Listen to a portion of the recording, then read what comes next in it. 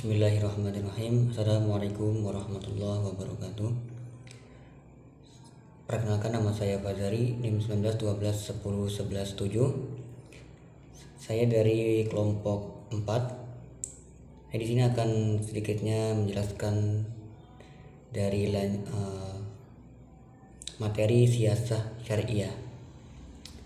Secara metodologis, siasah syariah menurut Abdul Wahab merupakan lahan subur penerapan metode maslahah mursalah, dan lahan subur penerapan metode di atas terletak pada pengaturan yang berkaitan dengan sesama dalam negeri maupun luar negeri, atau pengaturan perekonomian negara.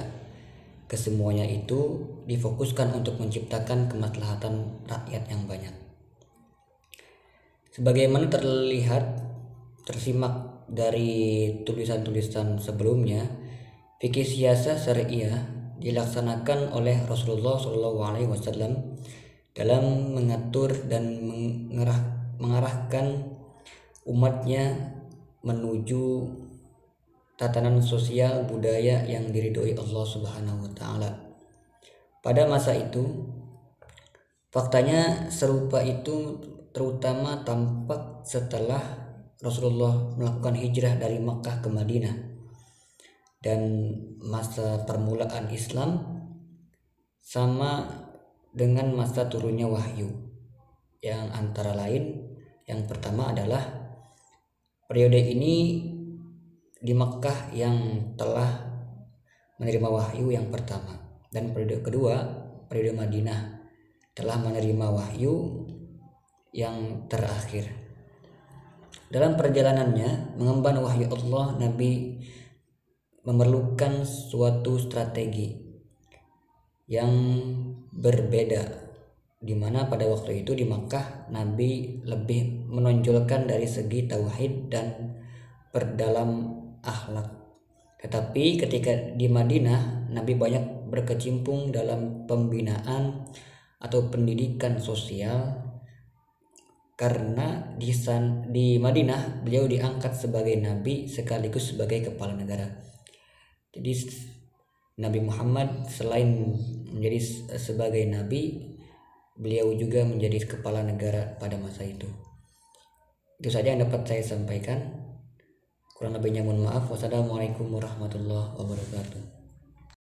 Assalamualaikum warahmatullahi wabarakatuh. Perkenalkan, nama saya Dede Hulili dengan NIM 19 12 10 12 7. Di sini saya dari kelompok 4 akan melanjutkan materi selanjutnya, yaitu tentang Piagam Madinah.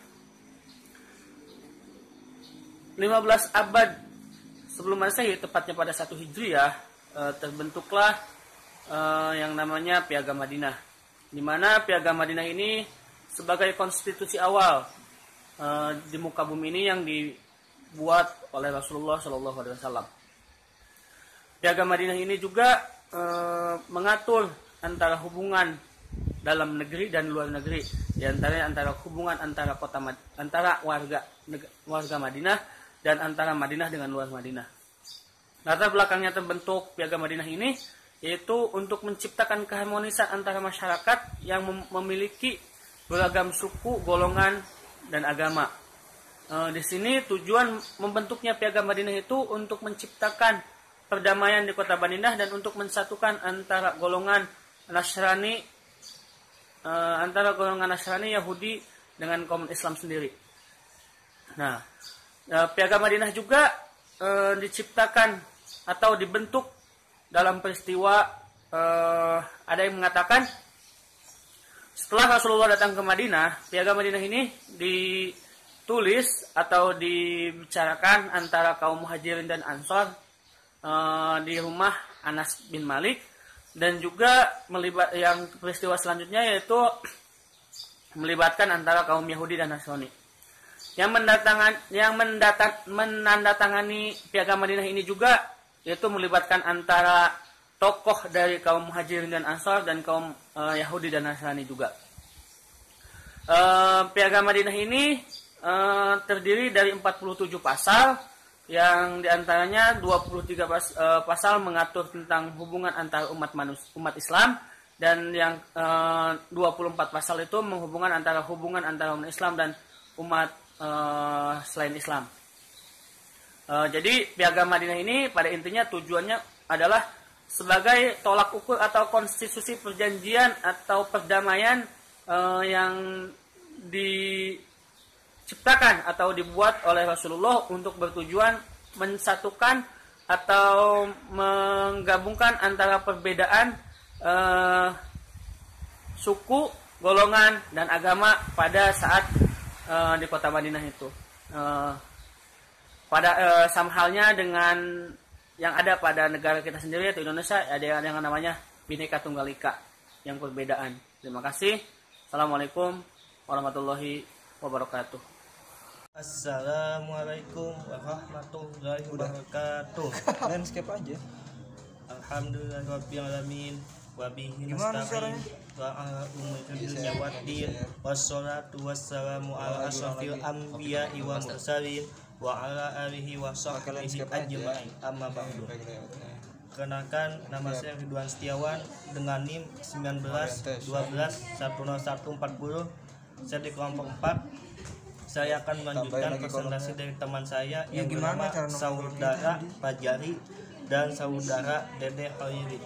Pada kesempatan kali ini B, saya akan menjelaskan yang namanya pemerintahan Islam di masa Rasulullah Shallallahu Alaihi Wasallam, yang dimana yang namanya pemerintahan Islam itu di masa Rasulullah itu dimulai ketika Nabi Muhammad hijrah dari kota Mekah ke kota Madinah. Nah, ketika Nabi Muhammad hijrah ke kota Mekah di kota Madinah, dan setelah itu ada peristiwa yang namanya Fathul Mekah atau penaklukan kota Mekah. Nah, ketika itu juga Nabi Muhammad diangkat sebagai pemimpin negeri Madinah.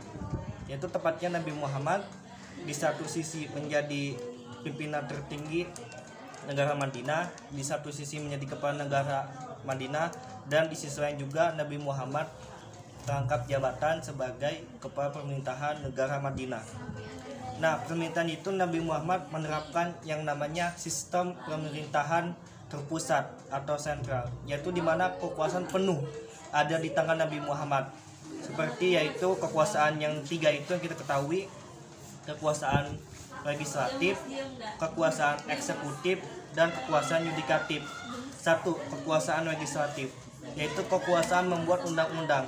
Jadi Nabi Muhammad juga selain pemimpin negara Madinah, Nabi Muhammad juga sebagai pembuat undang-undang, yang dimana undang-undangnya ini dibuat Nabi Muhammad berdasarkan musyawarah bersama dengan para sahabat. Jadi tetap Nabi Muhammad lebih mengedepankan musyawarah dan diplomasi kepada negara-negara sahabat. Yang kedua adalah eksekutif. Eksekutif yang artinya menjalankan undang-undang. Di satu sisi Nabi Muhammad juga yang membuat undang-undang dengan para sahabat, dan di sisi lain juga Nabi Muhammad juga yang melaksanakan undang-undang tersebut. Misalnya ada undang-undang tentang apa itu di bidang kesehatan, apa pendidikan, itu Nabi Muhammad juga yang melaksanakan keputusan dari undang-undang tersebut. Yang ketiga ialah yudikatif. Apa artinya yudikatif? Yudikatif itu artinya yang mengawasi jalannya undang-undang. Jadi di satu sisi Nabi Muhammad membuat undang-undang, terus juga mengimplementasikannya dengan menjalankannya, dan satu lagi Nabi Muhammad juga sebagai hakim tertinggi di negara Madinah. Jadi ketika itu Nabi Muhammad kan di negara Madinah itu ada 3 kekuatan besar, yaitu ada agama Islam, Kristen, dan Yahudi. Nah, meskipun ini beda agama, tapi ketiganya ini ketika ada masalah tetap mengadu atau melaporkan kepada hakim tertinggi, yaitu Nabi Muhammad Shallallahu Alaihi Wasallam.